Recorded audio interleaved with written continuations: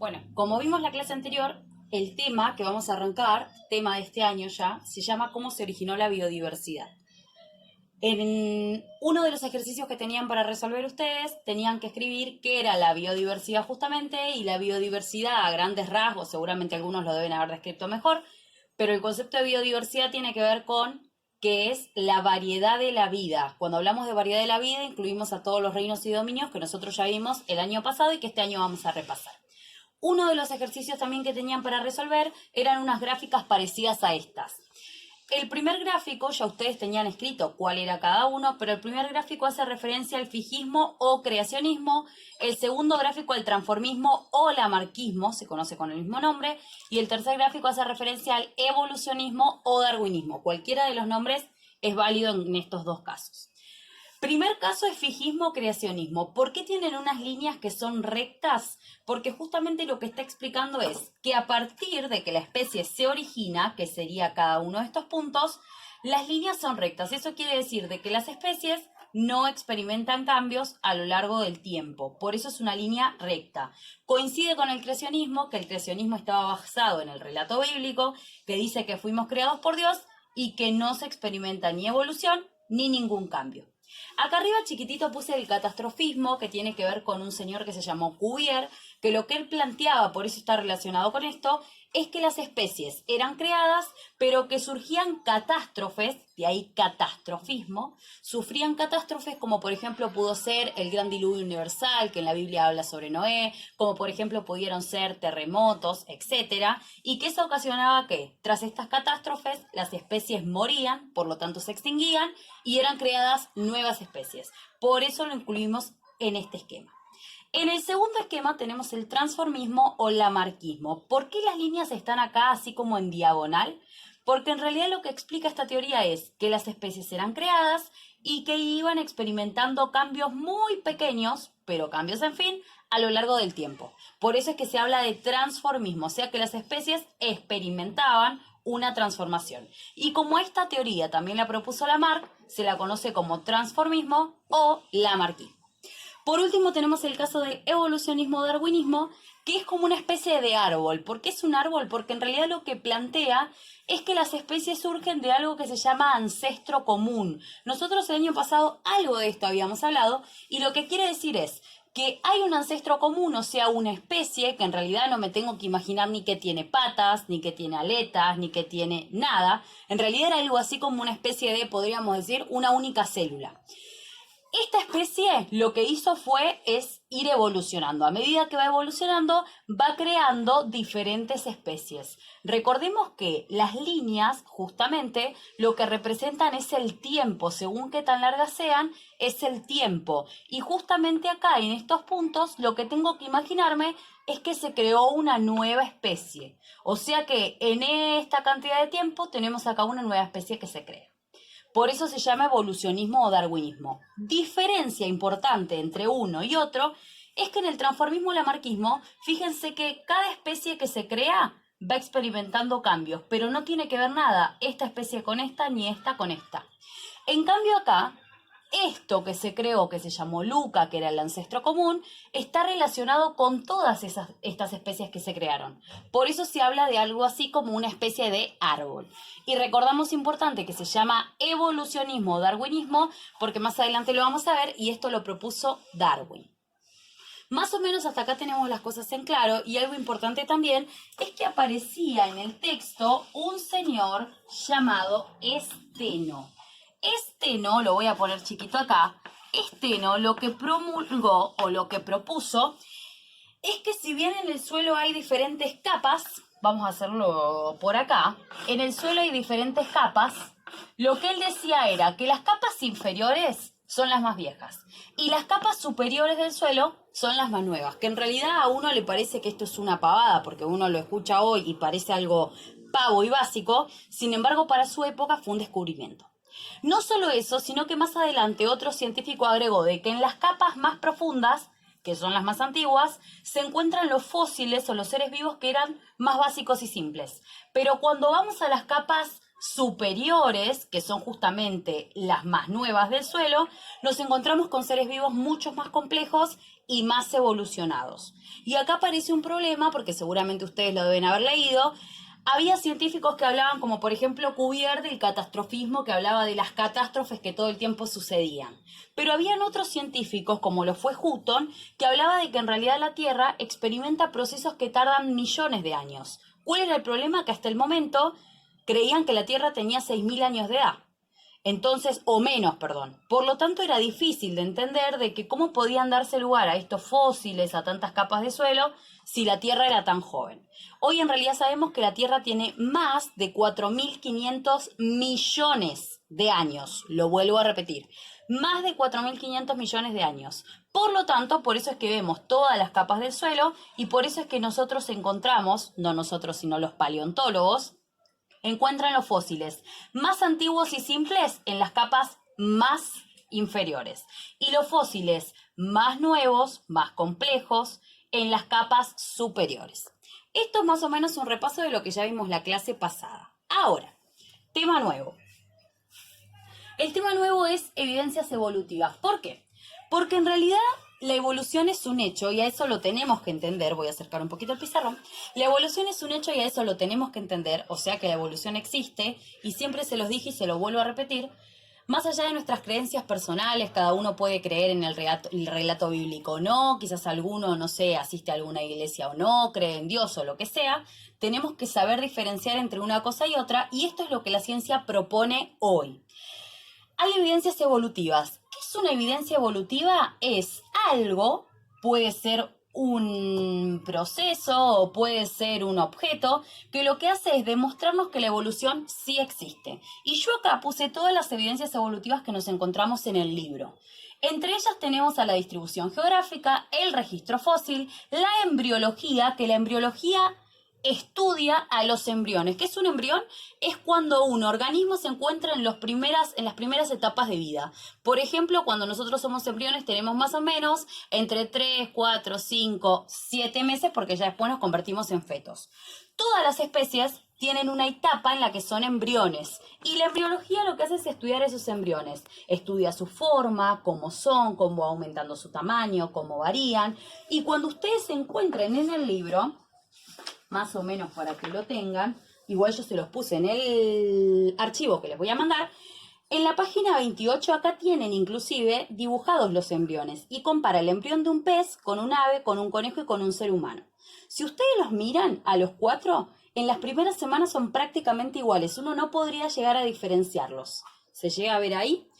Pero cuando van pasando las etapas, uno va viendo que van cambiando. Inclusive, por ejemplo, si nosotros tuviésemos el embrión de un ratón, al embrión del ratón, una vez que nace con cola. Nosotros ya no nacemos con cola, a no ser determinadas excepciones, pero son muy pocos casos en el mundo, que tienen algo así como un vestigio de cola en la columna vertebral. Pero nosotros cuando nacemos no lo hacemos con cola. Otra característica es que el pez, por ejemplo, cuando ya el pez nace finalmente, el pez tiene branquias, nosotros ya no tenemos branquias, pero sí en nuestras etapas iniciales las tenemos. Después las branquias se cierran y se convierten en nuestra faringe. Por eso es que la embriología estudia los embriones, porque en principio somos muy parecidos y eso tiene que ver con que evidentemente provenimos de un ancestro común. Hubo alguien, un ser, un organismo que se denominó Luca, que aparece un poco más adelante, y que ese ser vivo promueve o generó de que nosotros compartamos características por lo menos durante la etapa embrionaria. Después sí es verdad que vamos cambiando, pero durante la etapa embrionaria somos muy similares entre sí las especies. Por otro lado, acá tenemos otra evidencia evolutiva que es el material genético. El material genético en realidad se descubre más o menos a partir del 1950, cuando se descubre la molécula de ADN, que se acuerdan que nosotros lo vimos el año pasado, que tenía que ver con la célula eucariota y procariota. ¿Y qué tiene que ver el material genético? Se descubre que el material genético de los organismos, al compararlo, hay compatibilidad. Y de hecho acá ustedes tienen el esquema, tienen a un mamut que se encontró este mamut, podríamos decir congelado, frisado. Y también tienen acá el caso de los elefantes africanos. Cuando se hace la prueba de ADN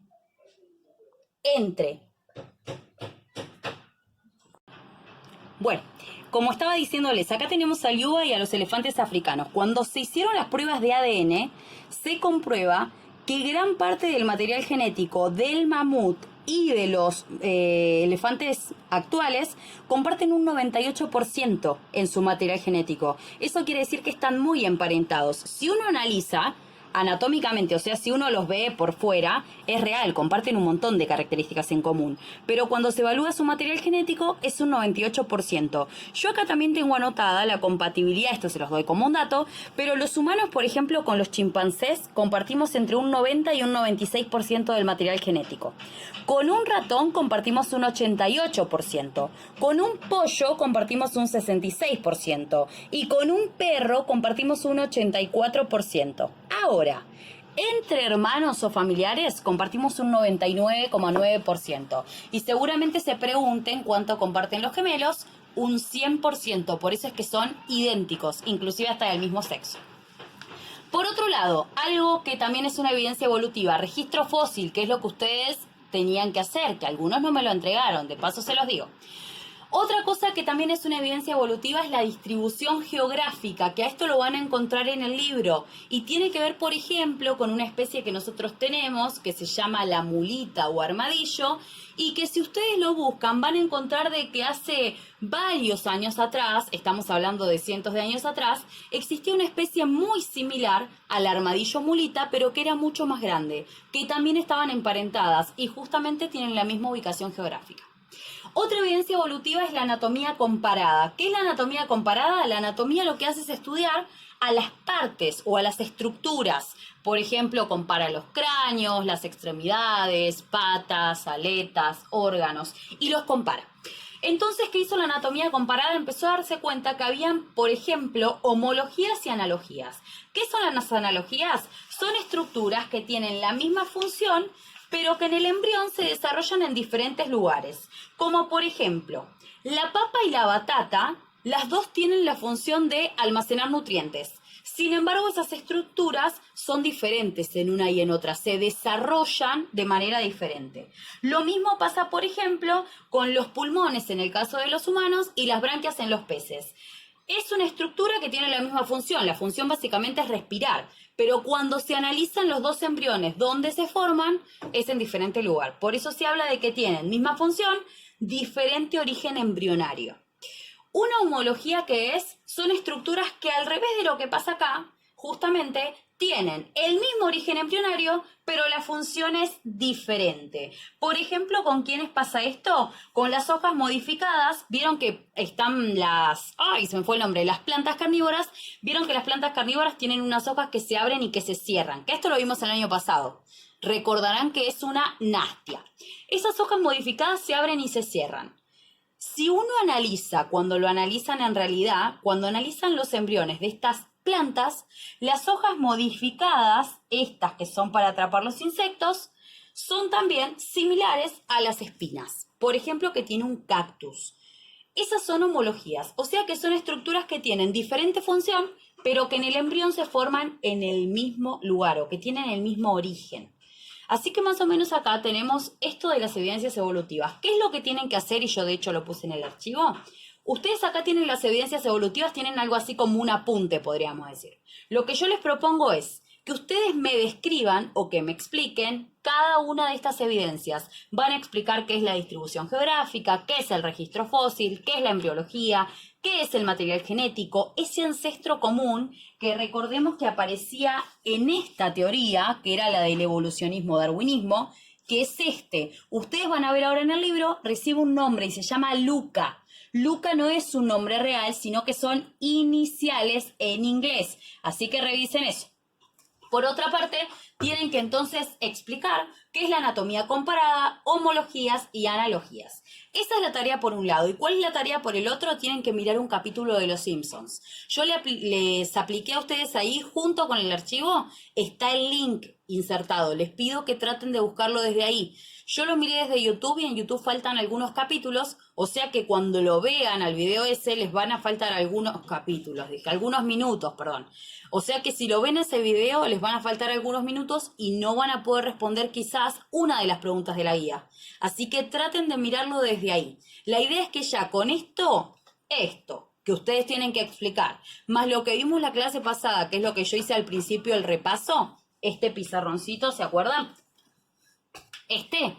ya más o menos tenemos, ay, ahí está, ya más o menos tenemos más de la mitad del capítulo 1.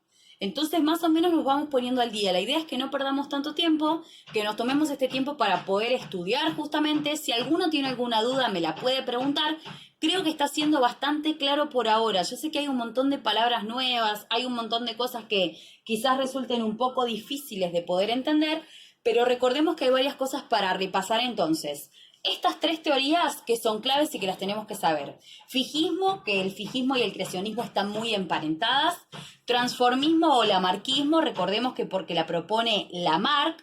Evolucionismo, darwinismo, que recordemos que lo propone Darwin. Recordemos que hablamos sobre el catastrofismo, que lo dijo este señor que se llamó Cuvier, que tenía que ver con las catástrofes que hacía que se extingan los seres vivos y que de repente aparecen nuevas especies. Recordemos que también hablamos sobre Steno, que proponía lo de las capas del suelo. Las que están más profundas son los estratos más viejos o más antiguos. Las que están por encima de la superficie son los estratos más nuevos. Y a su vez lo que agregaron los científicos es que las capas más profundas contienen a los fósiles o los organismos que eran más simples y más básicos, y los que están por encima son los más complejos y más modernos.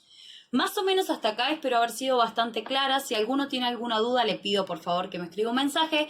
Trato de responder todos los mensajes que puedo. De hecho, respondo todos. Así que por favor, si tienen alguna duda, espero sus mensajes. Inclusive también lo reviso en la parte de entregas. Así que tienen las dos opciones. Si quieren, me mandan la actividad resuelta en la parte de tareas, en la parte de entregas, o si no, me lo mandan en mensajes. En cualquiera de las dos, yo igual lo reviso. Espero haber sido clara y les mando un gran abrazo.